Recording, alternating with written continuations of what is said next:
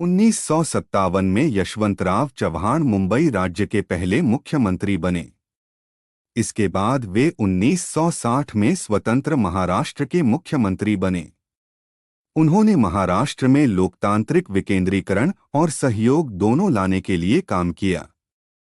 उनका मानना था कि यदि महाराष्ट्र में प्रगति करनी है तो कृषि औद्योगिक क्षेत्र पर जोर देना होगा। कृषि आधारित उद्योग कृषि औद्योगिक क्षेत्र है। महाराष्ट्र के विकास की योजना बनाते समय उनके मन में एक कृषि औद्योगिक समाज व्यवस्था का सपना आया था। इसलिए इस प्रकार की सामाजिक व्यवस्था बनाने के लिए यशवंतराव चव्हाण ने महाराष्ट्र में ग्रामीण विकास की नींव रखी। कृषि उद्योग सहयोग और ग्रामीण विकास के माध्यम से देश में गरीबी को खत्म किया जा सकता है। इस बात का एहसास यशवंतराव को हुआ। महाराष्ट्र में सहकारी आंदोलन को मूर्त रूप देने का श्रेय यशवंतराव चव्हाण को जाता है। इतना ही नहीं, श्री विखे पाटिल, डॉक्टर धनंजय राव गाडगिल ने सहकारी कारखाने स्थापित करके किसानों को उचित मूल्य देने के उपाय किए। यशवंतराव चव्हाण ने उन्हें प्रोत्साहित किया। इसलिए आज महाराष्ट्र में कई सहकारी चीनी कारखानों के साथ साथ अन्य सहकारी उद्योग कारखाने भी स्थापित किए गए हैं। सत्ता के केंद्रीकरण के बिना मनुष्य का प्रशासन में मन नहीं लगता जब तक वह स्थानीय मुद्दों के प्रति जागरूक नहीं होता, अपनी समस्याओं को सुलझाने का दृढ़ संकल्प उसमें विकसित नहीं होता। इसलिए विवेकी केंद्रीकरण पर जोर दिया गया।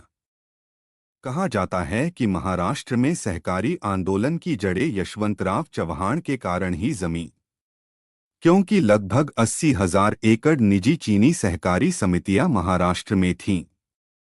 इसे उनसे छीनकर सरकार के नियंत्रण में एक विशाल कृषि क्षेत्र में परिवर्तित करना आवश्यक था।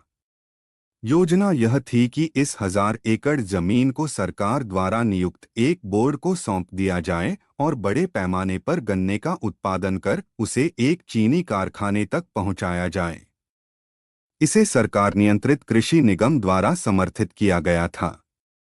यही कारण है कि महाराष्ट्र में बड़े पैमाने पर चीनी कारखाने बनाए गए थे। यशवंतराव चव्हाण ने बताया कि हम सृजन कर रहे हैं। कृषि प्रसंस्करण उद्योग में सहकारी समितियां महत्वपूर्ण भूमिका निभाती हैं। महाराष्ट्र ने सिद्ध कर दिया था कि उद्योगों का प्रभावी संगठन सहकारिता के आधार पर किया जा सकता है। यशवंतराव का विचार था कि सहकारिता के आधार पर प्रारंभ किए गए उद्योगों का आर्थिक पक्ष से अधिक सामाजिक पक्ष होता है।